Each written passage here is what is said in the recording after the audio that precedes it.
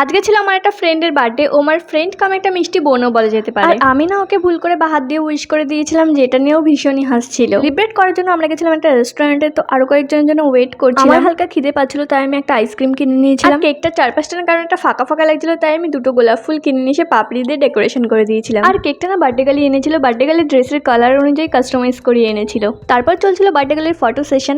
আর এখানেও বাদরের মতো মাথা চুলকাচ্ছিল আর ভাবছিল যে কি পোজ দিয়ে ফটো তোলা যায়। সবাই চলে আসার পরে এখানে কেক কাটিং হচ্ছিল।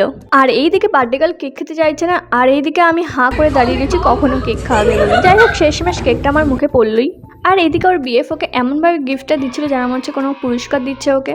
তারপর সবাই একে একে ওকে গিফট দিচ্ছিলাম আমরা। বয়সে ছোট হোক বা বড়, গিফট পেতে কিন্তু আমরা সবাই ভালোবাসি। আর যেটার জন্য আর কি আসা বার্থডে ট্রিট পেতে কেনা ভালোবাসে। তারপর সবাই সবার পছন্দ মতো খাবারগুলো অর্ডার দিয়ে দিয়েছিল। খাবারগুলো ভীষণই টেস্টি ছিল। তো আজকের ব্লগটা এই পর্যন্ত, দেখা হচ্ছে নেক্সট কোনো একটা ব্লগে। টাটা।